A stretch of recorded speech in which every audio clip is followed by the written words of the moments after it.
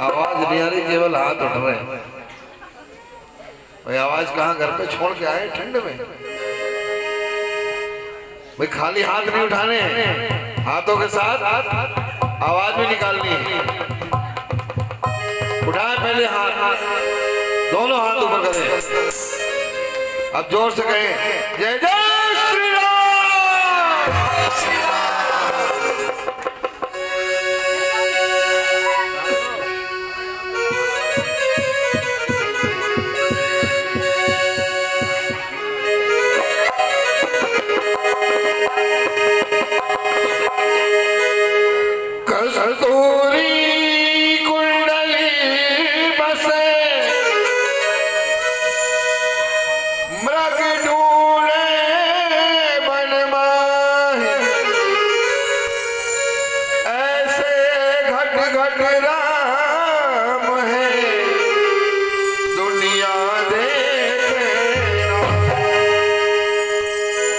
कहते हैं कि भगवान राम का वास तो कण कण में है।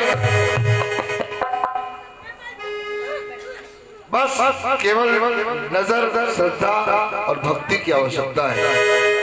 और उनको पाने के लिए उनके परम भक्तों की शरणागत होने से आसानी हो जाती है। तो उनसे, उनके परम भक्तों में भगवान बजरंगबली का नाम सर्वोपरि है।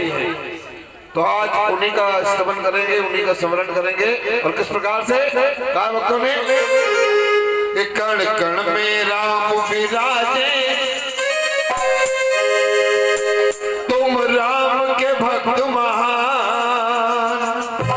हे वीर बजरंगबली, कण कण में राम विराजे, तुम राम के भक्त महान। और हाथों को खोल करके तालियां बजा करके सब बोले जय जय जय बजरंगबली, जय जय जय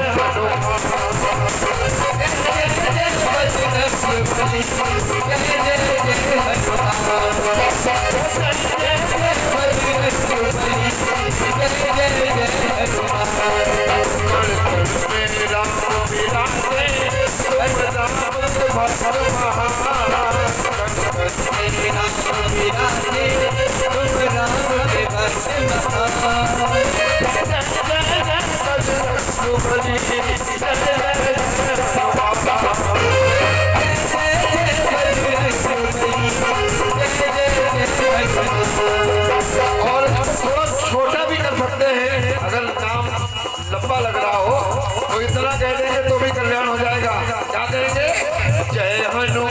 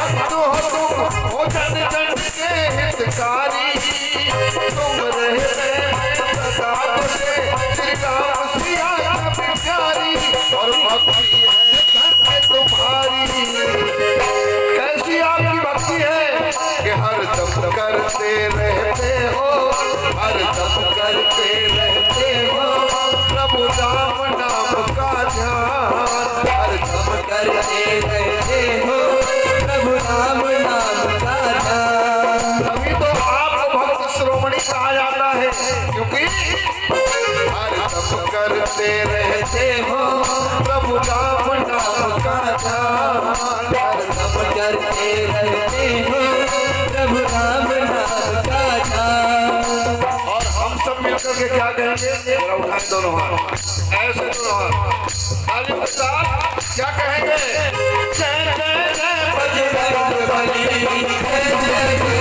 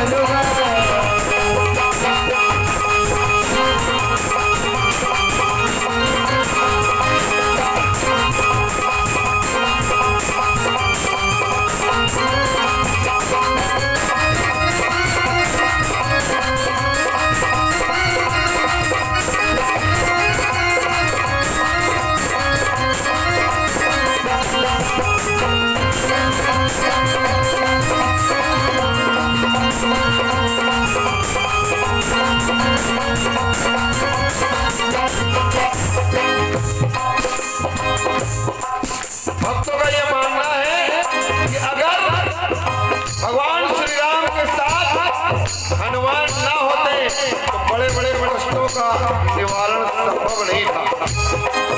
जैसे कुछ उदाहरण भी है, कहा कैसे कैसे कैसे कष्ट मिटाए हैं भगवान हनुमान ने। लंका में झांसी खोज करी, जब माता सीता का हरण हुआ तो लंका जाने के लिए केवल हनुमान को ही सक्षम पाया गया और वही जाकर के उनका पता लगाते हैं।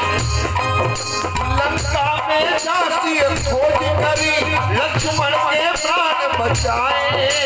लंका में झांसी खोज करी, लक्ष्मण के प्राण बचाए। रघुवर के सब संकट हर के संकट मोचन कहलाए, संकट मोचन कहलाए, संकट मोचन कहलाए। सारे संकटों का निवारण किया भगवान बजरंगबली ने, इसलिए उनका नाम संकट मोचन पड़ गया। रघुवर के सब संकट हर के संकट मोचन कहलाए, संकट मोचन कहलाए, संकट मोचन कहलाए। दुष्टों के दिल दहलाए। कहते हैं कि केवल नाम ही काफी है, कष्टों में, डर में, भय में एक बार नाम ले ले तो सब कुछ हरण हो जाता है। हनुमान चालीसा इसका प्रमाण है। भूत पिशाच निकट नहीं आवे, महावीर जब नाम सुनावे।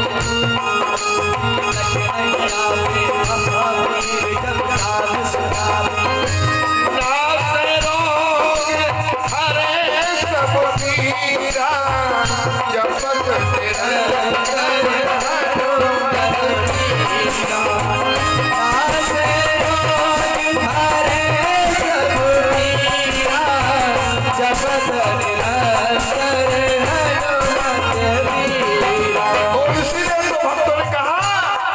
दुष्टों के दिल दहलाए।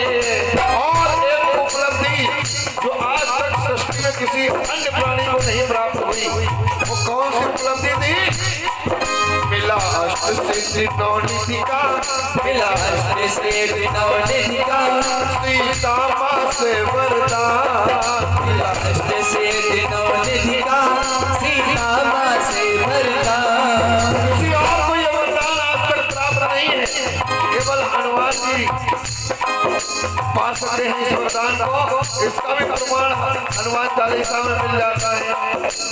अष्ट सिद्धि नवनिधि के दाता, असवर दीन जानकी माता। अष्ट सिद्धि नवनिधि के दाता, असवर दीन जानकी माता।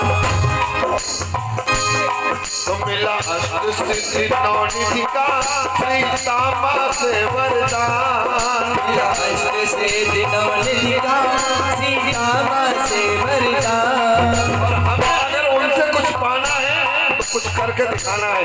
ऊंचे ऊंचे हाथ उठाएं, नाम लेना है, उनका जाप करना कैसे? जय जय जय बजरंग बली, जय जय जय हनुमान, जय जय जय बजरंग बली, जय जय जय हनुमान। मेरा विराजे तुम राम के भक्त महान, राम विराजे तुम राम के भक्त महान।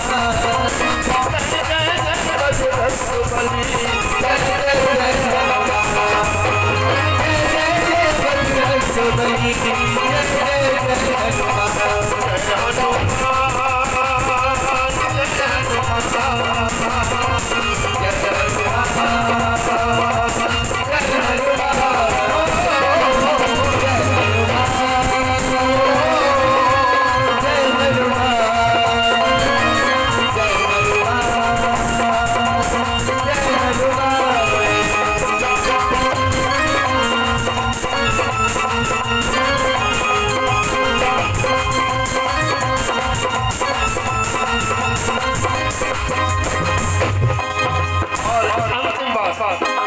कहते हैं कि इनको भगवान बजरंगबली को वैसे तो अनेकों नामों से जाना जाता है, कुछ नाम हमने भी प्रस्तुत किए हैं।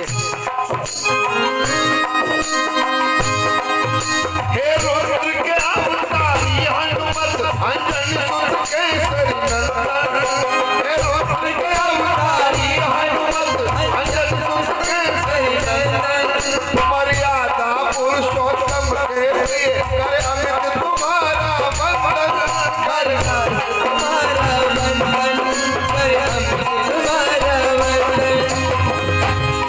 मर्यादा पुरुषोत्तम श्री राम के सबसे प्रिय अनंत भक्त श्रोमणी, मर्यादा पुरुषोत्तम के प्रिय करे अमित तुम्हारा वंदन, कर अमित तुम्हारा वंदन, कर अमित तुम्हारा वंदन। स्वीकार करो अभिनंदन।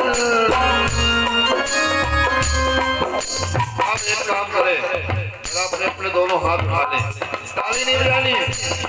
अब इन हाथों को ऐसे लहरा करके दिखाना है भगवान बजरंगबली को, और एक प्रार्थना करनी है, उस प्रार्थना का फल भी मिलने वाला है। क्या कहना है?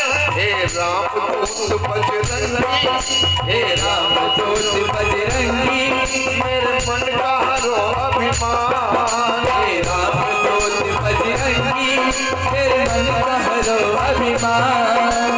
सभी लोग मुंह से बोले ये बात कि हे राम दूत बजरंगी, सबके मन का हरो अभिमान, हे राम दूत बजरंगी, सबके मन का हरो अभिमान। और अब ताली बजा के कहें कि जय जय जय बजरंगबली, जय जय जय हनुमान, जय जय जय बजरंगबली, जय जय जय हनुमान। ओ जय जय बजरंगबली, जय जय जय हनुमान, जय जय जय बजरंगबली, जय जय जय हनुमान। जय हनुमान, जय हनुमान, जय हनुमान, जय हनुमान, जय हनुमान। इनके विषय में ये कहा जाता है मंगल को दंड में मंगली करते, मंगली के दंड में मंगली ही करते, मंगल को दंड में मंगली करते, मंगली के दंड में मंगली ही करते। मंगल में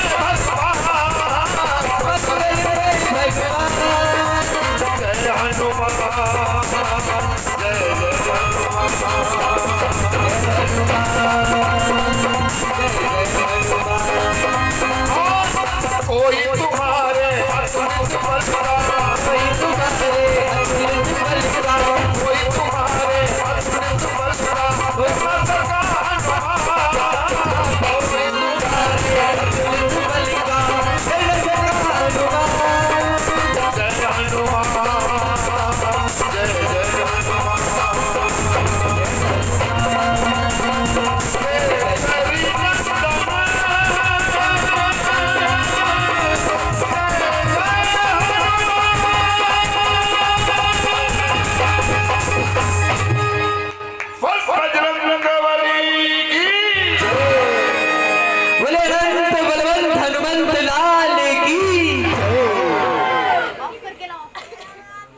और अब आगे की कथा आपकी जो फरमाइश का गीत है बीच में अंतराल में आपको सुना दिया जाएगा।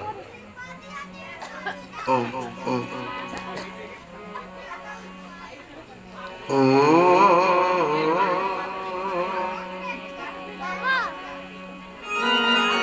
ओम या मेधाम देवगणः पितरस्यो उपासते तया मध्ये मेधया अग्ने मेधाविनं कुरु। ओम सरस्वते नमो नित्यं भद्रकाले नमो नमः। वेद वेदांत वेदांग विद्यास्थाने एवच। तो जिस बुद्धि को मांगते और साधु संत सुजान उस बुद्धि का है प्रभु सबको दीजे दान।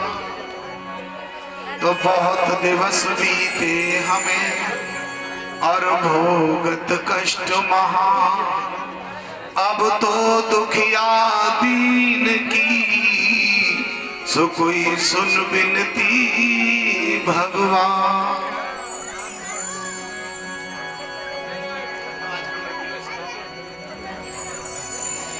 और राखे रहियो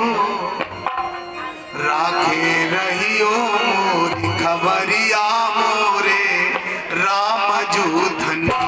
राखे रहियो मोरी खबरिया मोरे राम जो धनी। राखे रहियो मोरी खबरिया मोरे राम जो धनी। राखे रहियो मोरी खबरिया मोरे राम जो धनी। राम जूधनी हमारे राम जूधनी। राखे रहियो मोरी खबरिया मोरे राम जो धनी। राखे रहियो मोरी खबरिया मोरे राम जो धनी।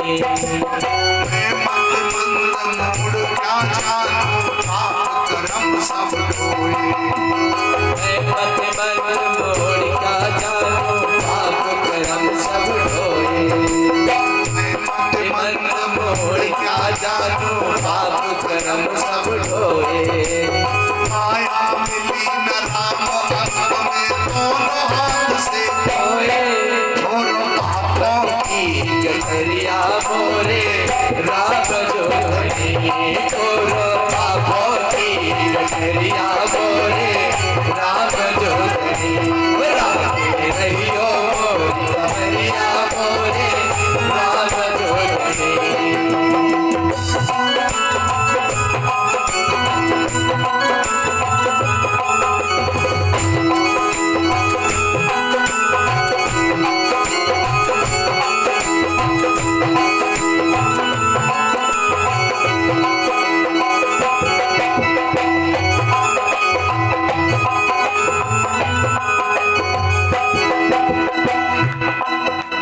कष्ट कष्ट या तन से की छोर है कौन आसा। कष्ट कष्टिया तन से खींचो रहे न कोनो आशा। कष्ट कष्ट या तन से की छोर है कौन आसा। और हे करुणा निधि राखे रहियो आसो अपने पासा। जियो पल की आए खबरिया मोरे राम जो धनी। जियो पल की आए खबरिया मोरे राम जो धनी। राखे रहियो मोरी खबरिया मोरे राम जो धनी। राखे रहियो मोरी खबरिया मोरे राम जो धनी।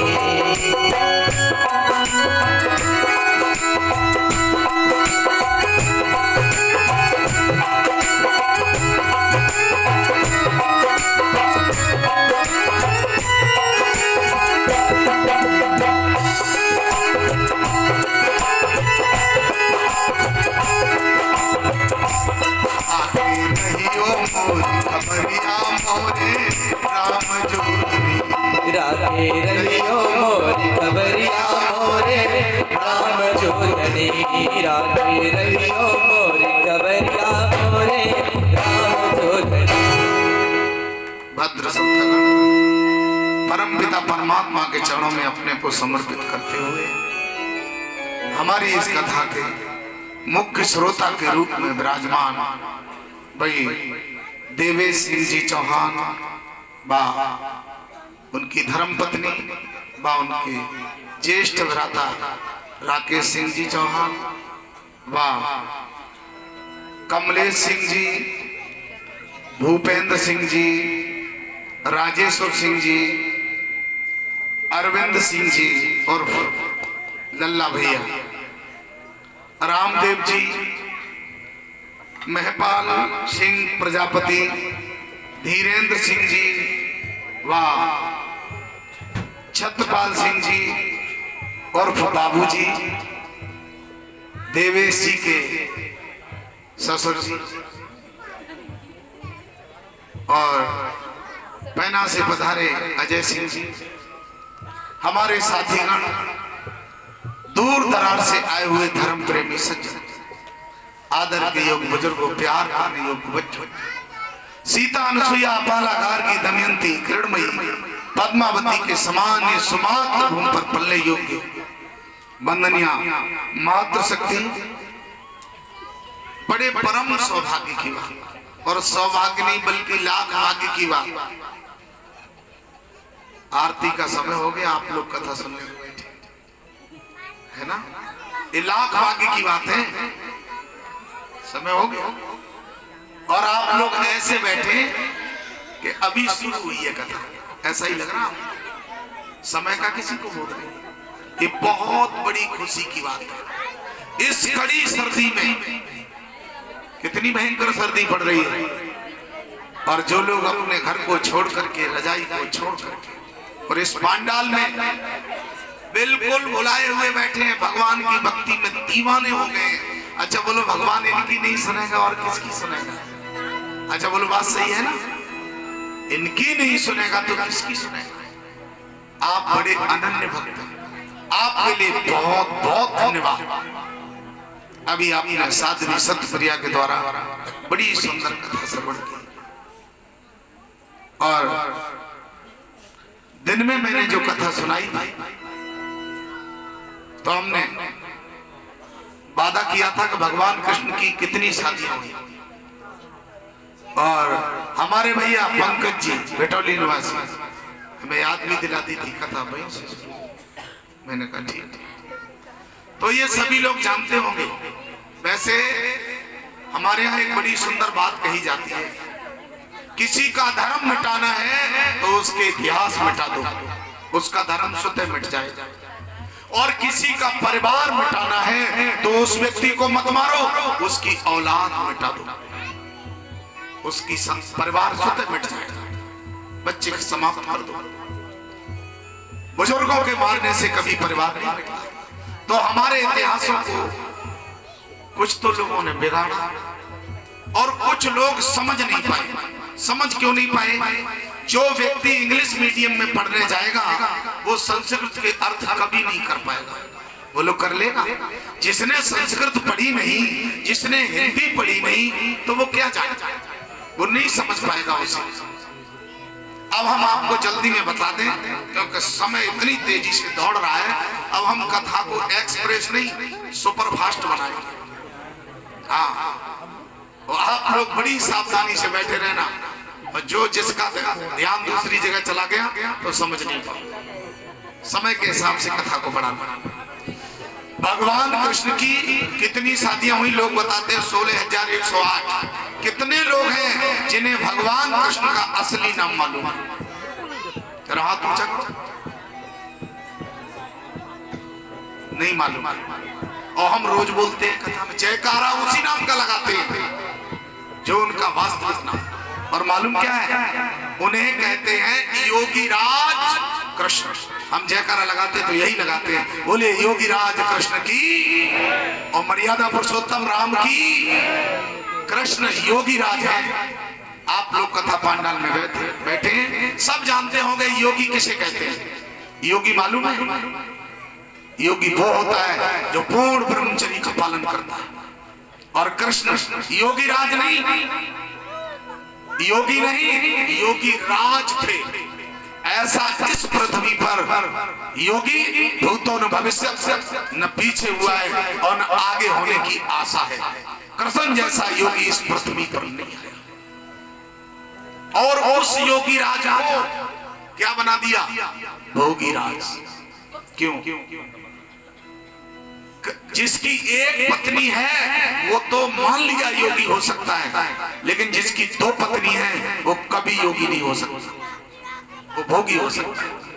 अब लोग कहते हैं कृष्ण की 16,108 शादियां हुई, फिर योगी कैसे? इस बात को समझना पड़ेगा। कृष्ण की केवल और केवल रुक्मणी के साथ शादी हुई और कोई शादी नहीं, केवल और केवल रुक्मणी के साथ। कैसे हुई अभी बताइए। आप देख लेना, कहीं रासलीला होती हो, कहीं भागवत कथा होती हो, जब कृष्ण की शादी का नंबर आएगा तो केवल और केवल रुक्मणी के साथ झांकी दिखाई जाएगी। न राधा के साथ, न लक्ष्मणा के साथ, न सत्यभामा के साथ, न जामवंती के साथ, कोई किसी के साथ कृष्ण का विवाह नहीं करा सकता। जब झांकी दिखाई जाएगी, जब उनका विवाह दिखाया जाएगा तो केवल और केवल रुक्मणी के साथ। ऐसा ये ऐसा क्यों? हमारे यहाँ एक राक्षस हुआ है जिसका नाम है भौमासुर, बहुत बलवान था। उसने 16,100 यानी 16,100 लड़कियों को कैद कर लिया अपने, और उसने कहा 8 और कैद करनी है। जब 16,108 हो जाएंगी, एक दिन में उनके साथ विवाह करूंगा, ये भौमासुर ने कहा। जब ये भगवान कृष्ण को पता चला कि इसने 16,100 लड़कियां कैद कर रखी हैं, ये उनके साथ विवाह करेगा, भगवान कन्हैया ने जा करके और भौमासुर को ललकारा और उसे मार करके 16,100 लड़कियों के चरित्र की रक्षा की, उन्हें वहां से निकाल कर लाया और उनसे कहा अब आप अपने घर को जाएं। उन्होंने हाथ जोड़ लिए, प्रभु घर वाले तो हमें घर में घुसने ही नहीं देंगे, वो क्या समझेंगे, इसलिए अब हमें अपनी शरण में ले लो। तो भगवान कन्हैया ने कहा चलिए आप द्वारिका चलिए, आप सबके लिए रहने के लिए महल बनवा दूंगा और आप वहां रह करके ईश्वर का भजन करो। उन गोपियों ने भगवान कृष्ण को अपना पति मान लिया। आप पढ़े लिखे बैठे इतने लोग, अगर आपसे कोई पूछ ले पति किसे कहते हैं, कितने लोगों को मालूम? हाँ मालूम है, 2 लोगों को मालूम। हमारे भैया पंकज, इन्हें तो मालूम है, उनके गांव में 4-5 कथा हो चुकी। देवेश मालूम पति किसे कहते हैं? जिसके साथ में विवाह होता है, किसी लड़की का जिस पुरुष के साथ में विवाह होता है उसे पति नहीं कहते। सुन लिया? ये हिंदी की भाषा, समझ लो कान खोल के आगे। उसे पति नहीं कहते, फिर उसे क्या कहते हैं?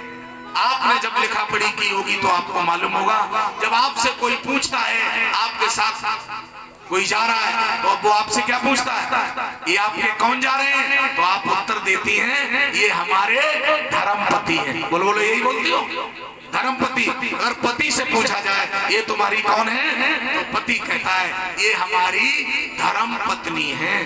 कान खोलकर सुन लो, जिस पुरुष के साथ जिस स्त्री के साथ विवाह होता है उसे धर्मपति और धर्मपत्नी कहते हैं। हमारी लिखा पढ़ी में यही चलता है। लेकिन फिर पति किसे कहते हैं? पति माने होता है रक्षक। पति माने क्या होता है? रक्षक। अगर कोई तुम्हारी रक्षा कर दे तो उसे आप पति कह सकती हो, वो विवाहित नहीं हो सकता। ये हिंदी की भाषा है, लेकिन हमें अब हिंदी संस्कृत पढ़ेंगे नहीं तो शब्द को कैसे समझेंगे, उसका अर्थ कैसे लगाएंगे? जैसे कोई भी, अब मेरी बात को गौर से सुनना, जो कोई भी तुम्हारी रक्षा कर दे तुम उसे पति कह सकते हो। अगर आप कहीं जा रही हैं, तुम्हारे साथ में कोई व्यक्ति जा रहा है, चाहे बालक है चाहे बूढ़ा, अगर आपने किसी ने आपसे पूछ लिया ये तुम्हारे कौन जा रहे हैं, तो आप कह दो ये हमारा पति है। अगर वो हिंदी जानने वाला होगा, गौर से सुनना, अगर वो हिंदी जानने वाला होगा तो समझ जाएगा कि इस स्त्री की इसने कहीं रक्षा की है, जान बचाई है। वो ये नहीं जानेगा। अगर हिंदी जानने वाला है तो वो धर्मपति नहीं, वो समझ जाएगा इस स्त्री की इसने रक्षा की। पति माने रक्षक। कोई भी किसी की रक्षा कर दे उसे आप पति कह सकते हो। पहले इस भाषा को, हिंदी को समझ। अच्छा, एक बात आपसे पूछ लें, स्त्री पुरुष पति, पुरुष पति हो सकता है या स्त्री भी हो सकती है? इनके लिए जोरदार ताली। बहुत सुंदर बात समझी इन्होंने। पति स्त्री भी हो सकती है और पुरुष भी हो सकता है। अगर किसी पुरुष की किसी स्त्री ने रक्षा की है और कोई पूछ ले ये तुम्हारी कौन है, तो वो पुरुष कह सकता है ये हमारी पति है, तो वो समझ जाएगा, हिंदी जानने वाला होगा, इस स्त्री ने इनकी कहीं रक्षा की। मेरी बात को मानना मत, प्रैक्टिकल कर लो। अभी तुम्हारे देश में एक स्त्री आई जो पूरे देश की पति बनकर चली गई, और एक स्त्री तुम्हारे देश, पूरे देश की पति है। नाम मालूम है? जो चली गई उसका क्या नाम है? प्रतिभा पाटिल। और जो मौजूद है द्रौपदी मुर्मू। वो कौन है? पूरे देश की पति है, पूरे देश की रक्षक है। याद रखिए, भगवान कन्हैया ने 16,108 लड़कियों की चरित्र की रक्षा की, तो वो उनके पति हो गए। और वो उनके पति नहीं, वो हमारे भी पति हैं।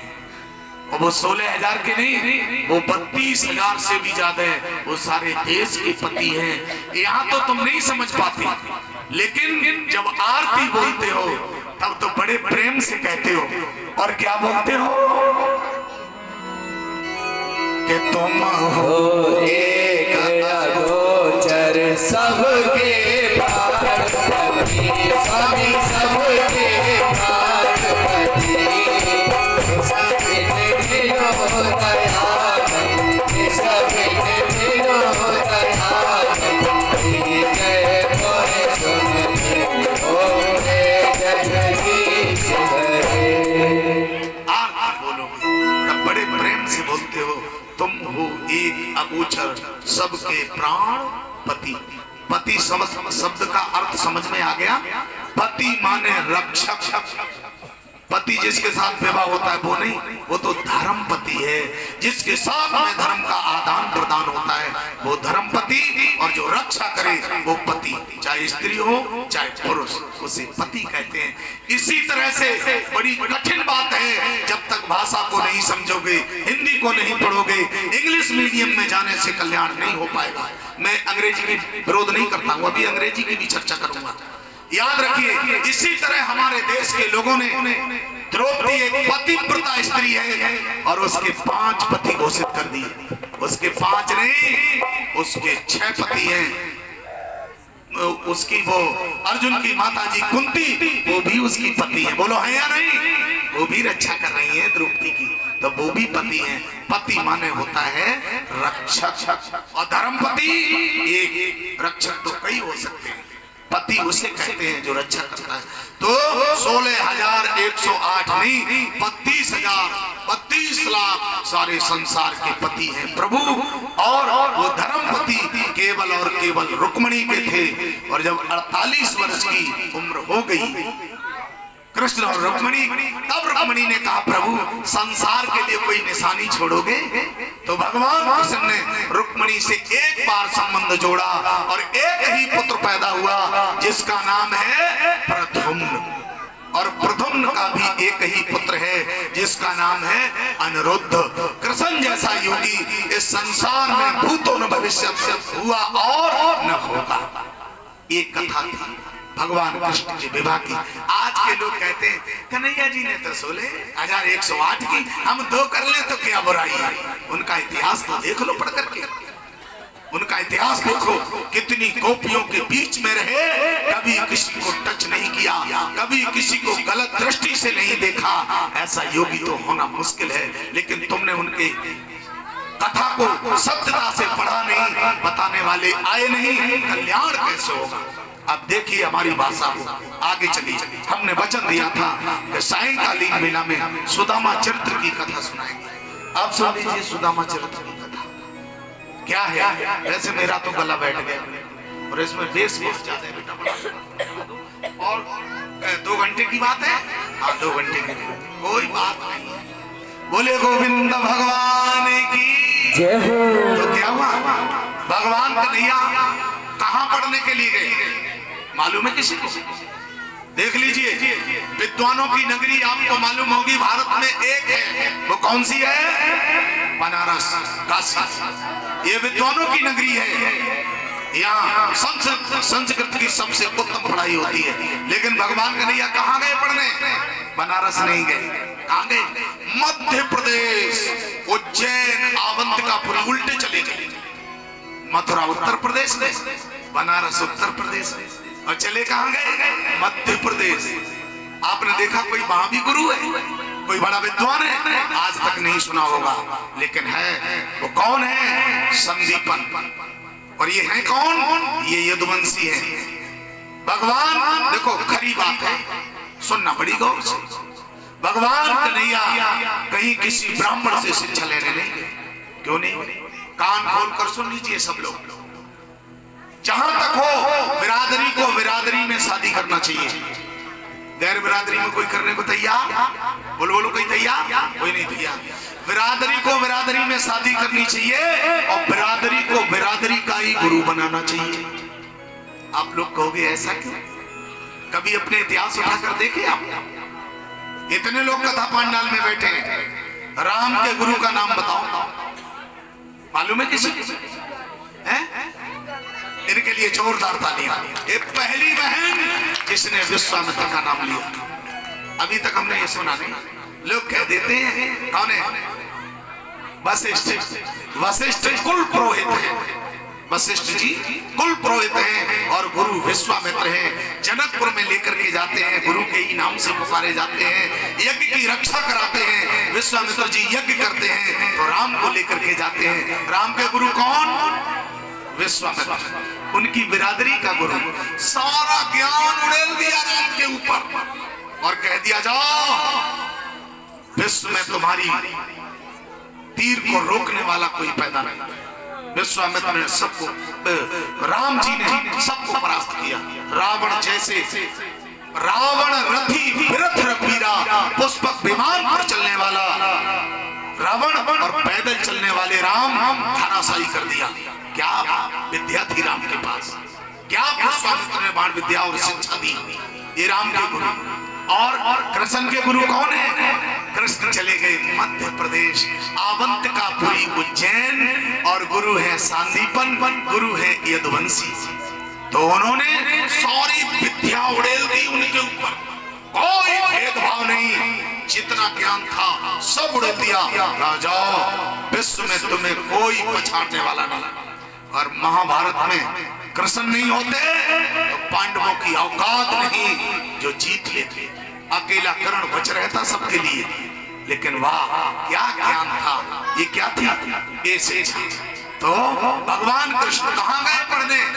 मध्य प्रदेश, आवंतिकापुरी, उज्जैन, गुरु सांदीपन के यहाँ। और जिस समय सांदीपन के यहाँ भगवान कृष्ण शिक्षा ले रहे हैं, और उसी जगह पर कौन शिक्षा ले रहा है?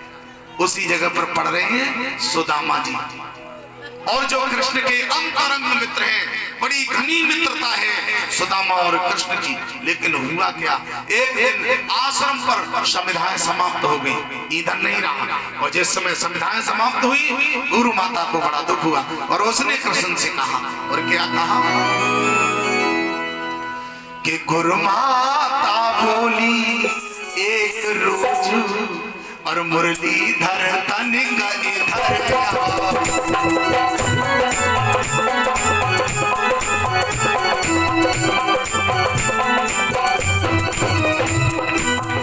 गुरु माता बोली एक रोज, मुरलीधर तन गई घर आओ। धन में धन का नाम नहीं, मीठा द्वारा कुछ बदला।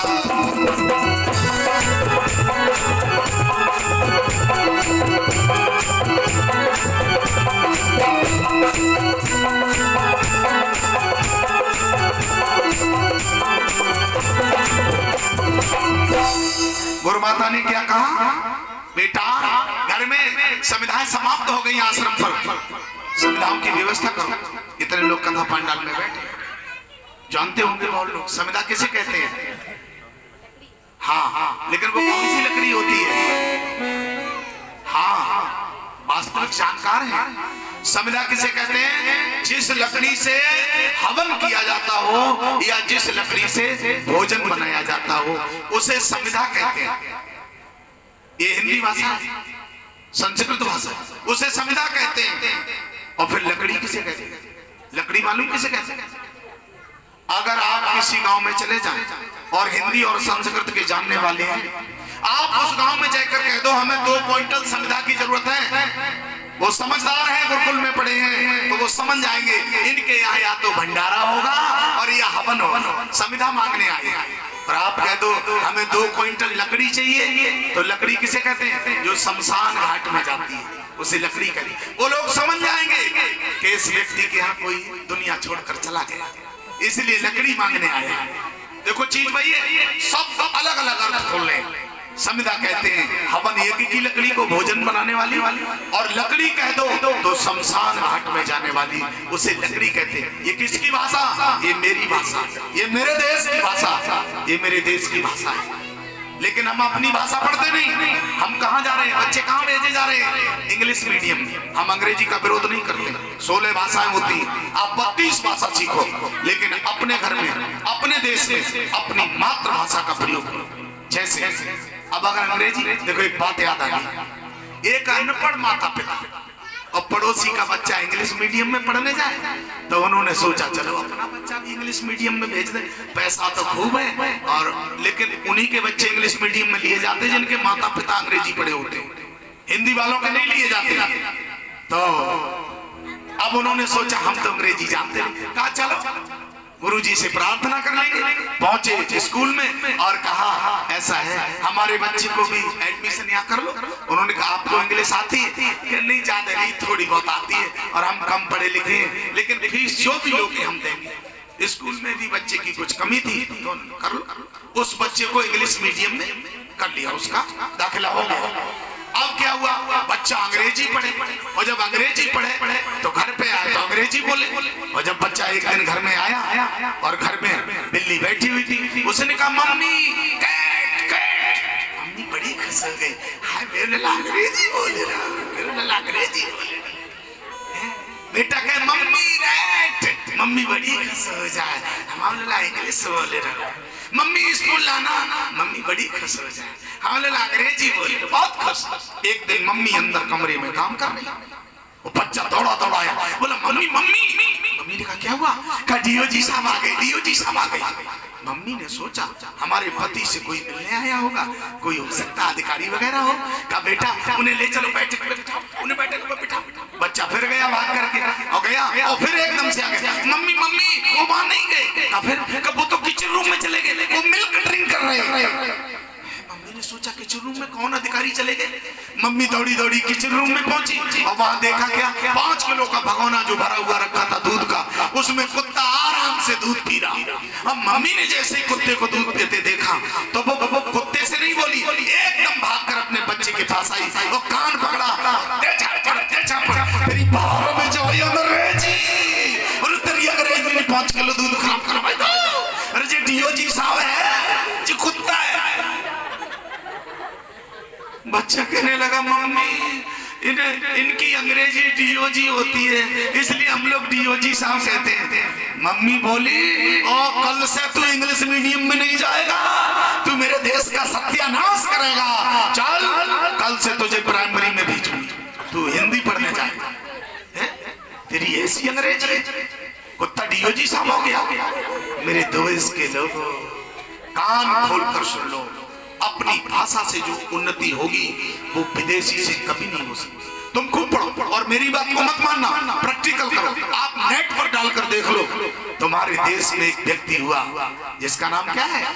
अब्दुल कलाम, जो अपनी शायद तमिल की भाषा उन्होंने पढ़ी और इंग्लिश नहीं पढ़ी, और एक इतना बड़ा साइंटिस्ट बना जो भारत को पहला साइंटिस्ट मिला जिसने परमाणु बम की खोज की। और उन्होंने साफ लिखा जो अपनी भाषा में व्यक्ति उन्नति कर सकता है वो दूसरी भाषा में नहीं कर सकता। आप लोग भी समझ जाओ, कितने लोग जो अपने बच्चों को हिंदी पढ़ाना चाहते हैं, नहीं चाहते, इंग्लिश मीडियम में भेजना चाहते हैं।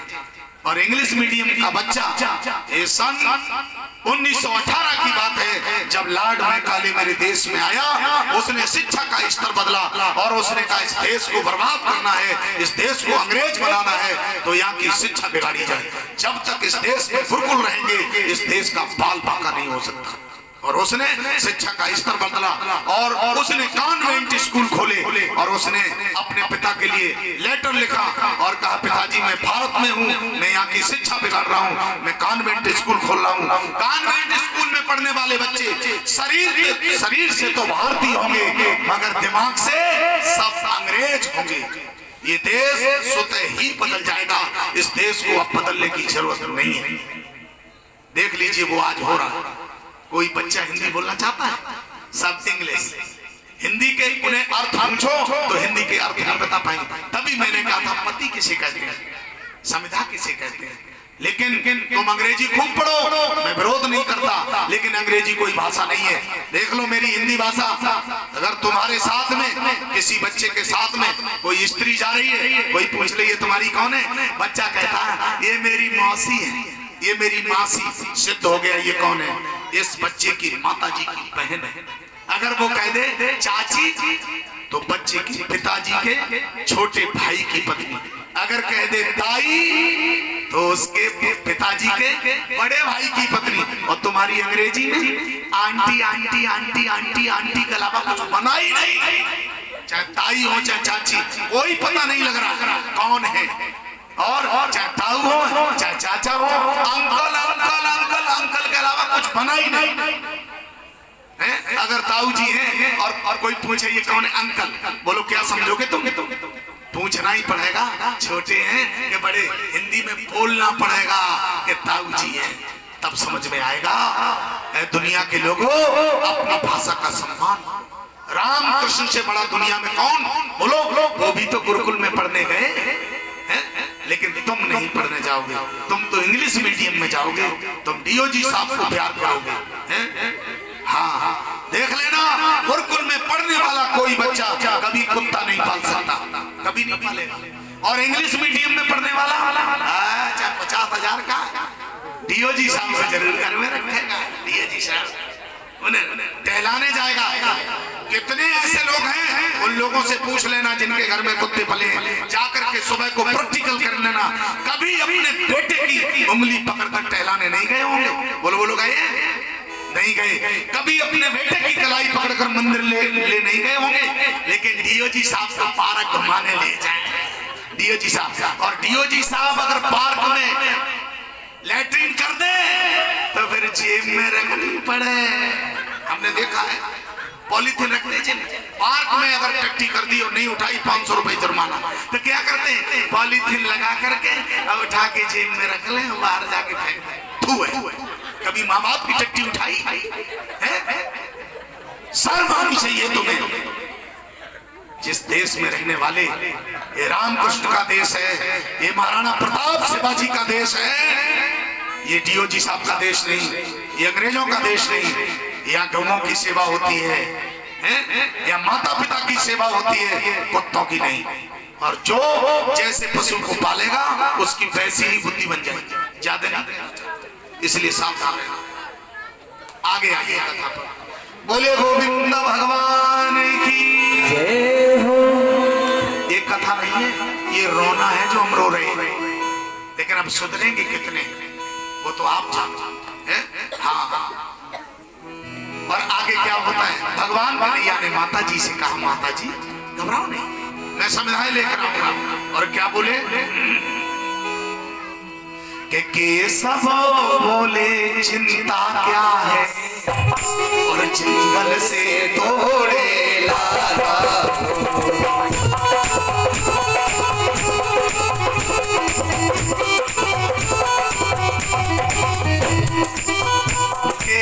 सब बोले चिंता क्या है, जंगल से थोड़े राजा हो।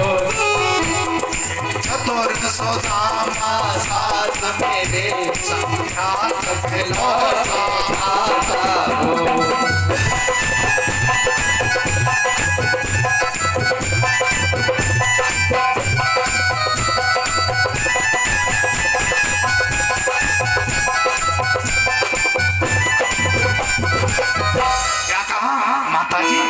सुदामा जी को मेरे साथ में कर दो, मैं शाम तक संविधाओं की व्यवस्था करके लाता हूँ।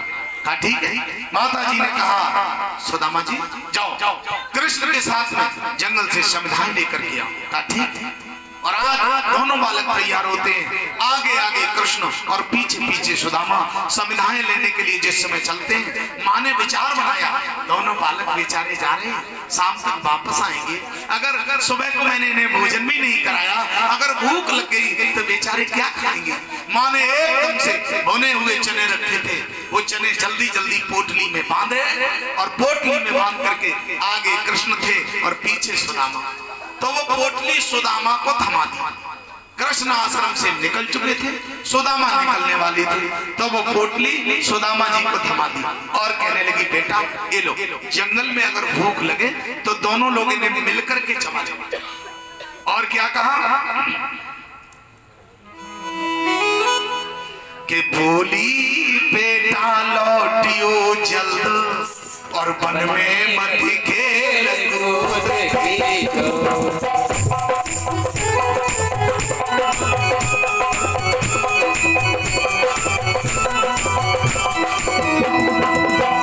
बोली बेटा लौटियो जल्द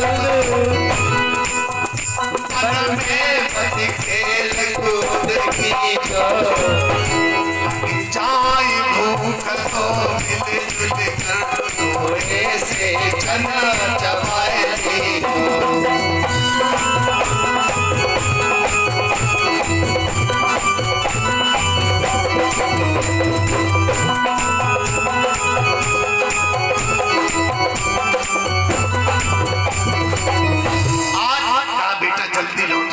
और भूख लगे तो दोनों लोग मिलकर के इन चनों को चबा लेना, खेल में मत लगना। ठीक है।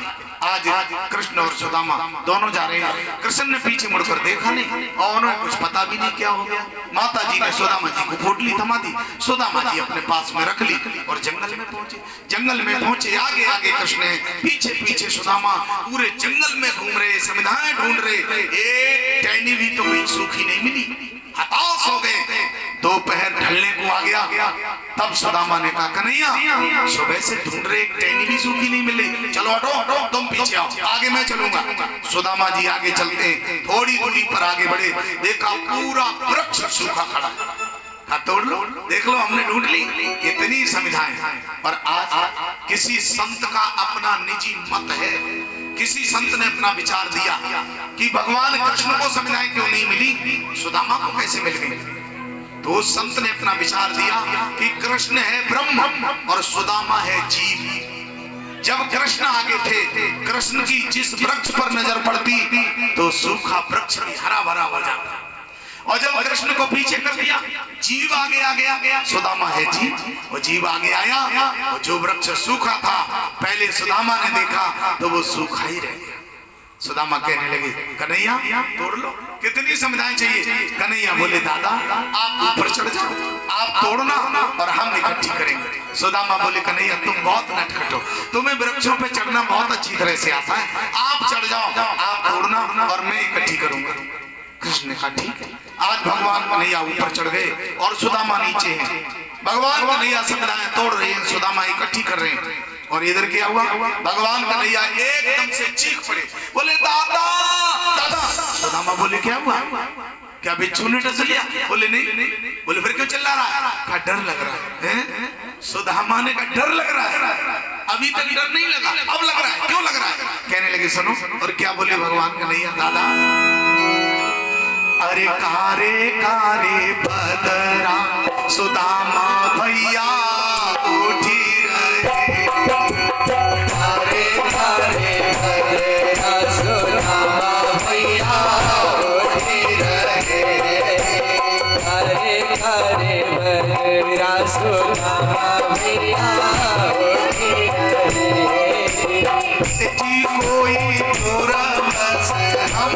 कोई पूरब से चलती है आरे घरे घरे भगरा सुदामा भैया उठी रहे जी घरे घरे भगरा सुदामा भैया उठी रहे।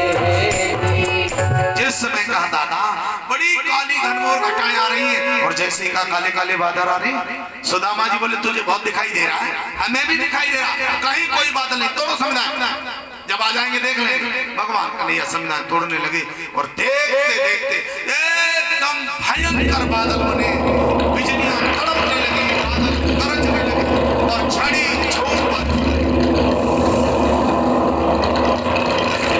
और जिस समय बारिश होने लगी। और वो महीना कौन था साहब? वो महीना यही था, माघ का महीना। बड़ी कड़ी सर्दी पड़ती है और क्या हुआ कि वह माघ मास घनघोर रात, पानी पर पानी आता है।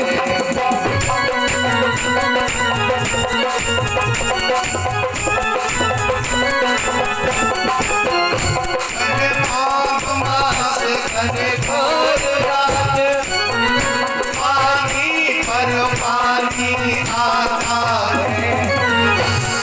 गणपति गुरु की सेवा में और पेड़ तले से उड़ाता है।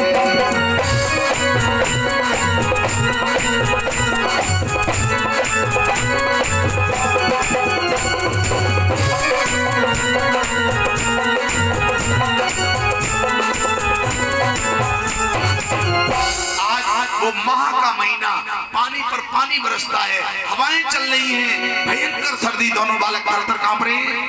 भगवान कन्हैया बोले दादा नीचे आ जाए। सुदामा बोले ना, वृक्ष भीग चुका है, अगर नीचे उतरे ना फिसल गए तो टूट जाओ, वहीं बैठे रहो। भगवान कन्हैया ने टहनी को पकड़ लिया और वहीं बैठे। सुदामा जी नीचे। आज सुदामा, अब शाम का समय हो गया, भूख ने सताया। सुदामा ने पोटली को देखा, सोचा इससे अगर आधे कन्हैया को दे देंगे तो हमारा तो काम ही नहीं बनेगा, क्या करें? बोले वो तो ऊपर है, वो क्या जाने, ऊपर वाला कुछ नहीं जान पाएगा, क्यों ना इन्हें अकेले खा लिया जाए। और आज बुद्धि उल्टी हो गई, और जबकि ऊपर वाला सब जानता है। अच्छा बोलो, जानता है? आज क्या कहा ऊपर वाला, वो क्या जाने। चलो, और एक टहनी की आड़ लेकर खड़े हो गए और आराम से पोटली को खोला, चनों को चबाने लगे।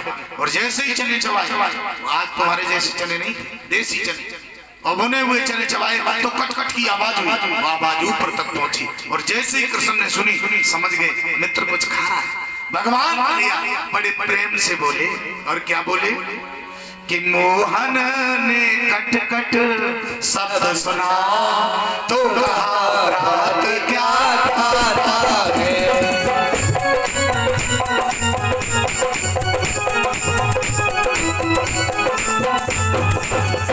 मोहन ने कट कट शब्द सुना तो कहा रात क्या खाता है।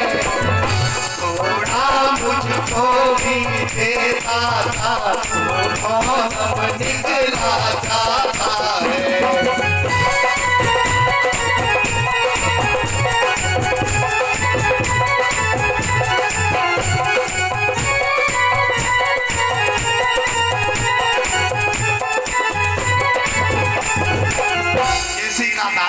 क्या खा रहे हो, थोड़ा मुझे भी दे दो, भूख की वजह से दम घुट रहा है। और जैसे ही इतना कहा, आज सुदामा जी झूठ कहा, कन्हैया तुम्हें खाने की पड़ी है, सर्दी की वजह से मेरी दांती बज रही है, और दांतों को तेजी से कटकटा दिया। खाने की आवाज अलग होती है, खाली दांतों की आवाज अलग होती है। भगवान कन्हैया समझ गए।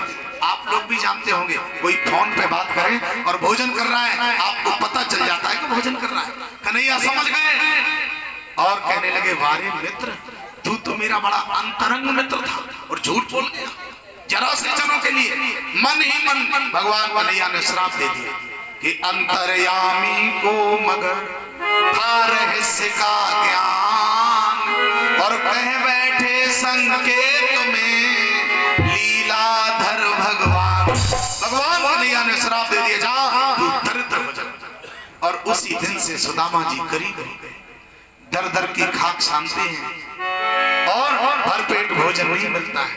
किसी ने कहा क्या कि गुरु से कपट और मित्र संग चोरी और कह होई निर्धन कह होई संग कपट में संग चोरी तेरे संग